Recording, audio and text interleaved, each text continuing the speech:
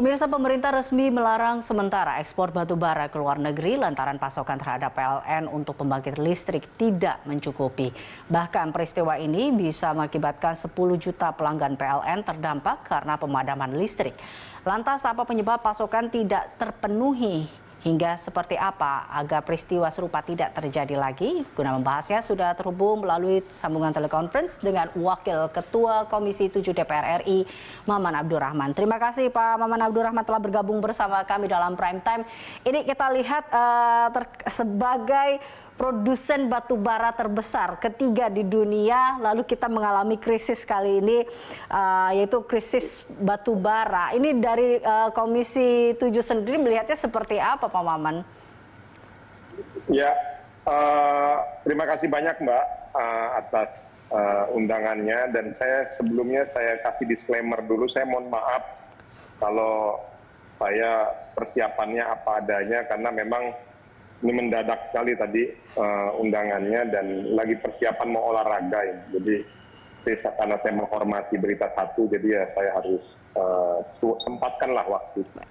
Pertama begini, terkait mengenai isu pelarangan ekspor batu bara kita ke luar negeri. Sebetulnya ini sudah pernah kita rapatkan kurang lebih 2 bulan yang lalu, yaitu di bulan November. Dan kebetulan sekali saya yang memimpin rapat pada saat waktu itu. Saya mengundang Dirjen Minerba dan Dirut PLN. Waktu itu Dirut PLN-nya masih Pak Zulkifli, Dirjen Minerbanya Pak Ridwan Jamaluddin. Kurang lebih kita sama persis yang kita bahas dan yang kita khawatirkan ya yang terjadi sekarang ini pada saat 2 bulan yang lalu. Saya mau sampaikan begini dulu. Ada 2 situasi yang memang terjadi terkait mengenai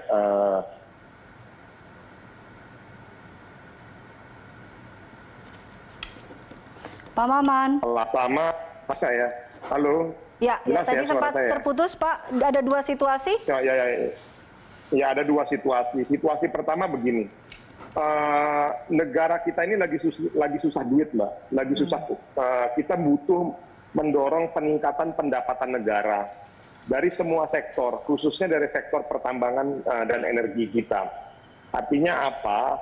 Dengan naiknya harga batubara dunia, itu sebetulnya opportunity untuk negara kita mendapatkan kesempatan peningkatan pendapatan negara. Betul, ya. Itu dulu saya harus sampaikan. Jadi latar belakangnya saya harus cerita dulu. Itu pertama, dengan keadaan hari ini. Lalu yang kedua, seiring dengan G20 kemarin dan COP20 di Glasgow, bahwa ada isu besar dunia yang ingin menekan zero emisi. Nah, harapan kita dengan keadaan seperti ini sebetulnya ada kesempatan baik buat negara kita. Di satu sisi kita bisa meningkatkan pendapatan negara, lalu batu bara kita itu bisa kita ekspor ke luar negeri, ya negara lain aja yang mendapatkan mendapatkan emisi dari batu bara tersebut. Jadi dari sisi lingkungan, dari sisi kemanfaatan, sebetulnya ini kesempatan yang sangat luar biasa. Namun di tengah jalan kita dihadapkan dengan sebuah situasi bahwa salah satu perusahaan BUMN kita, yaitu PLN, yang saya kasih garis tebal ya, ini adalah perusahaan anak negara kita yang bisa kita kategorikan anak manja. Untuk yang kesekian kalinya kita harus berkorban demi untuk rengekan perusahaan anak bangsa kita yang anak manja ini. Kenapa saya bilang seperti itu? Ya ini kan gara-gara sebetulnya problem paling utamanya karena PLN tidak pernah mau belajar dari permasalahan yang kemarin-kemarin lagi. Yaitu apa? Memperbaiki sistem manajemen di internal perusahaan mereka. Ini permasalahan pelarangan ekspor batu bara ini udah kesekian kalinya. Ya. Dan dari dulu kita selalu sampaikan, dari 2 bulan yang lalu kita juga udah bilang bahwa segera perbaiki sistem supply chain di PLN. Karena kalau enggak akan banyak yang dirugikan. Gitu loh. Tapi ternyata kan tidak dilakukan. Apa kesimpulan rapat kita kurang lebih 2 bulan November itu? Yang pertama adalah PLN segera memperbaiki sistem supply chain di internal perusahaan mereka. Yang kedua, lakukan perubahan kontrak jangka panjang. Jadi selama ini kan kebanyakan PLN lakukan kontrak-kontrak spot aja, kontrak-kontrak jangka pendek. Ya akhirnya orang dengan keadaan kayak sekarang dengan mudahnya begitu saja meninggalkan PLN. Nah dulu pada saat waktu harga batu bara lagi landai, tidak terlalu bagus, ya PLN terkesan kayak enggan menolak semuanya. Nah sekarang dan harga lagi tinggi kan ya orang pasti berlomba-lomba untuk mengambil keuntungan. Nah itu yang pertama. Lalu yang kedua, kita udah sarankan kepada pemerintah segera lakukan verifikasi, segera lakukan pemetaan. Mana perusahaan yang berkomitmen memenuhi DMO dengan yang tidak.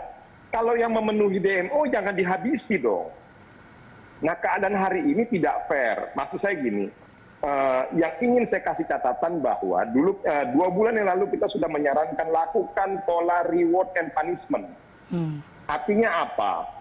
Perusahaan yang memang sudah berkomitmen memenuhi DMO itu jangan kita matikan. Justru kita berikan reward.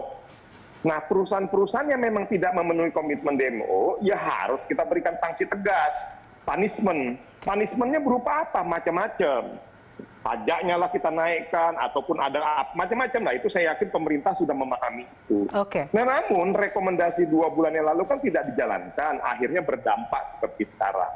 Oke, poinnya begini Mbak yang saya mau bilang tadi, bahwa apa yang terjadi hari ini, pelarangan ekspor selama bulan Januari itu suka ataupun tidak suka, nyaman ataupun tidak nyaman, kita pasti akan menerimanya dengan segala pahit, dengan segala kepahitan.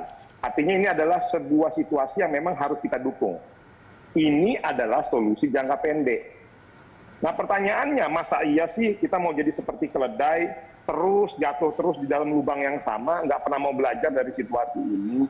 Nah artinya apa? Kita mendorong rekomendasi solusi jangka menengah yang tadi saya sampaikan. Segera lakukan perbaikan sistem supply chain. Yang kedua, itu bubarkan itu PLNBB itu. PT apa tuh? PT PLNBB. Jadi mendingan itu semua berkontrak langsung dengan PLN, nggak perlu lagi PLN itu buat PT PLNBB itu. Akhirnya kontrol dari perusahaan PLN, dari korporasi besarnya PLN itu susah ke bawah. Nah ini menjadi bertangga dan diindikasikan terjadinya permainan di situ. Nah itu rekomendasi jangka menengahnya. Rekomendasi jangka panjangnya. Ini saya langsung masuk aja Mbak kepada rekomendasi jangka panjang. Lakukan revisi Undang-Undang Ketenagalistrikan.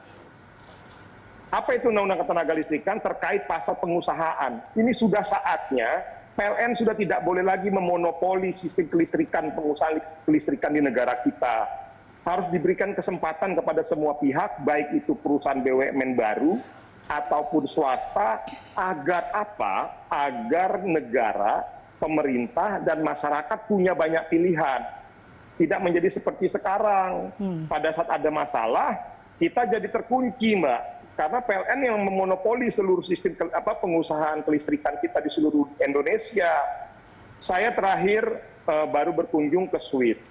Di Swiss itu Mbak, penduduknya hanya 8 juta. Tetapi perusahaan listriknya hampir lebih dari 30. Artinya apa? Masyarakat bisa memilih. Masyarakat akhirnya terjadi sebuah kompetisi yang sehat antara sesama perusahaan-perusahaan listrik di negara ini. Baik swasta maupun perusahaan negara kita. Kayak sekarang kan akhirnya semua seakan-akan dikunci. Jadi kita mau nggak mau kita kayak nggak ada pilihan gitu loh. Pada saat misal PLN-nya bermasalah, kita dihadapkan dengan keadaan seperti sekarang. Kita harus mengorbankan. Yang tadi di awal saya bilang, ada kesempatan kita untuk bisa mendapatkan pendapatan negara dari situasi sekarang ini. Oke, begitu, baik. Mbak. Pak Maman, oke, tadi kan sempat Anda katakan sudah ada sebenarnya omongan itu di bulan November, bahkan sudah ada sebuah solusi jangka menengah dan juga jangka panjang. Bila tadi Anda katakan memang kejadian ini bukan pertama kali terjadi, kita sebut saja ada di 2007, 2008, bahkan juga di 2018 terkait dengan alasannya juga tadi Anda katakan yang menjadi masalah terkait dengan kontrak jangka panjang ini yang memang harus segera diperbaiki ataupun direvisi.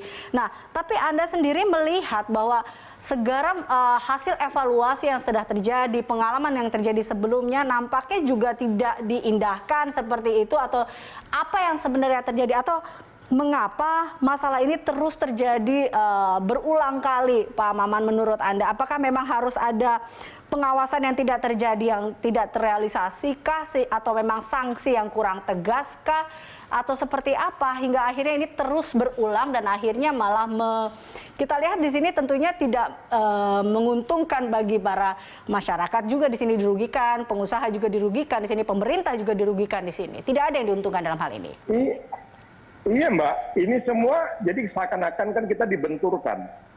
Kalau kita tidak dukung, kita tidak memikirkan kebutuhan atau kepentingan 10 juta pelanggan yang berpotensi akan mati listriknya kalau tidak ada suplai pasokan batu bara. Lagi-lagi kita dibenturkan dengan keadaan seperti itu. Akhirnya mau tidak mau kita harus mau ini. Jadi gini loh. Jadi keadaan sekarang kayak seolah-olah kayak dibuat kayak begitu, kayak nggak ada pilihan lain. Jadi mau nggak mau kita harus stop, gitu loh. Nah, maka dari itu solusi. Saya misalnya mau bilang bahwa, lalu bagaimana? Apakah susah sudah? Artinya sekarang kita sudah sulit mau mengatakan A, B dan C, PLN seperti ini, PLN seperti itu, PLN begini atau begini. Ini karena memang sudah penyakit kanker yang memang sudah menggurita pada perusahaan-perusahaan korporasi BUMN kita. Oke. Yuk, saya kasih komparasi. Hampir semua perusahaan BUMN kita bermasalah loh. Saya bilang tidak semua, hampir semua. Tapi itu nanti pembahasannya lebih lanjut. Sekarang saya mau fokus dulu kepada konteks PLN. Nah, lalu bagaimana langkahnya? Segera lakukan revisi Undang-Undang Ketenagalistrikan kita. Jadi ke depan harus didorong bahwa tidak boleh lagi PLN memonopoli menjadi satu-satunya pemain atau penyuplai listrik di tanah air kita. Supaya apa? Supaya sehat. Supaya ada pilihan nanti buat kita. Pada saat misalnya PLN tidak punya masalah manajemen di internal. Kita punya opsi-opsi lain, Mbak. Kita nggak dikunci kayak sekarang. Karena yang memonopoli hanya PLN. Hampir di seluruh Indonesia, coba lihat aja. Sudah begitu banyak pengorbanan kita kepada PLN. Tetapi contoh kalau kita ke pedalaman sana, pasti banyak kok yang biarpet. Jadi ini yang memang harus menjadi momentum evaluasi kita bersama. Saya setuju, saya apresiasi, dan saya hormat kepada langkah yang dilakukan oleh Kementerian SDM, dan juga Pak Presiden juga sudah memberikan amanah untuk betul-betul ini menjadi perhatian. Namun saya sebagai Komisi 7, sebagai pimpinan Komisi 7 ingin menambahkan, saya juga mendorong Pak Presiden untuk betul-betul concern dan memperhatikan situasi ini. Segera itu, tata itu, sistem pengusahaan ketenagalistrikan kita. Karena kalau enggak, kembali lagi kita akan terus kayak begini. Nah, ini Mbak, kalau tanya ke saya, solusi jangka panjangnya kayak ke situ. Oke, baik. Terkait dengan revisi Undang-Undang Tenaga Kerjaan ini menurut Anda menjadi sebuah fokus solusi yang memang bisa dilakukan untuk mengatasi masalah ini agar tidak terulang lagi. Seperti itu ya Pak Maman? Sorry bukan Undang-Undang Ketenaga Kerjaan, Mbak. Undang-Undang Ketenaga Listrikan. Oke. Ketenaga Listrikan, poinnya begini, bisa melalui dua. Bisa melalui revisi Undang-Undang Ketenaga Listrikan, atau kita lihat aturan-aturan yang lain, yang poinnya adalah kita bisa memberikan atau membuka kesempatan kepada pemain-pemain listrik yang lainnya untuk bisa ada perusahaan tandingan, ada perusahaan yang lain selain hanya PLN. Jadi jangan sampai PLN hanya memonopoli pengusahaan kelistrikan kita di seluruh Indonesia ini. Dan ini sehat, ini bagus juga buat PLN. Jadi mungkin kesannya kita mengabaikan PLN, enggak. Justru kompetisi yang sehat itu justru malah baik untuk menyehatkan perusahaan-perusahaan anak bangsa kita. Sebagai contoh, kalau kita tidak terbiasa menggerakkan badan kita tidak terbiasa olahraga, akhirnya badan kita akan rentan dengan penyakit. Nah, bagaimana caranya membuat perusahaan-perusahaan kita itu bisa bergerak terus? Yaitu tadi, dengan membuat sebuah tandingan-tandingan, perusahaan-perusahaan tandingan, supaya terjadi kompetisi yang sehat. Kalau terjadi kompetisi yang sehat, yang ikut menikmati, yang diuntungkan masyarakat luas. Karena kalau kayak sekarang kan contoh Mbak, kita ini mengorbankannya banyak loh. Kita kehilangan kesempatan mengurangi pendapatan untuk mendapatkan pendapatan negara dari harga batu bara yang lagi tinggi. Betul. Nah, di sisi lain juga, Pertanyaannya begini, lalu kenapa sih Pak Maman kok nggak mengkritik penambang-penambang itu, Mbak? Yang namanya pengusaha, Mbak, yang namanya penambang, kita mau apapun juga, ya namanya mereka orientasinya mencari untung.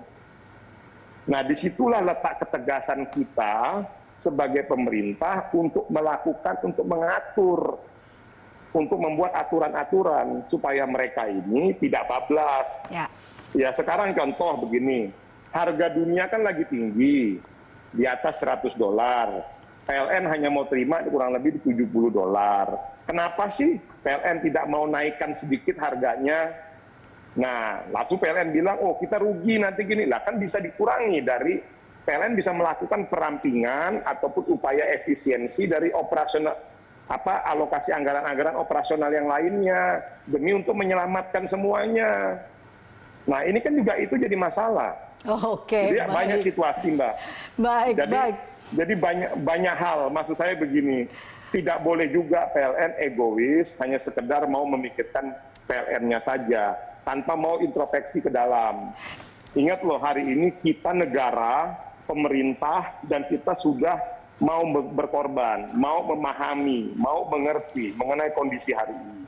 Kita oleh karena itu kita minta, kita ingin mengetuk nurani hati teman-teman yang ada di PLN, untuk juga mau sedikit menurunkan ego dirinya, ego perusahaannya. Bagaimana caranya? Efisiensi itu kan banyak hal. Dengan cara berbagai macam. Contoh, di tengah COVID kayak begini. Emangnya tunjangan teman-teman PLN itu ada yang berkurang? Enggak. Tunjangan operasional, gaji, segala macam, bonus nggak ada kok. Gitu loh. Pak Jadi Maman, kalau kayak gini kan akhirnya semua orang disusahin sama mereka. Baik, jangan sampai ego aja, sendiri atau sektornya hingga akhirnya mengorbankan seluruh pihak dalam hal ini. Terima kasih Pak Maman tentunya telah bergabung bersama kami dalam Prime Time. Pemirsa, demikian Maman Abdurrahman, Wakil Ketua Komisi 7 DPR RI. Dan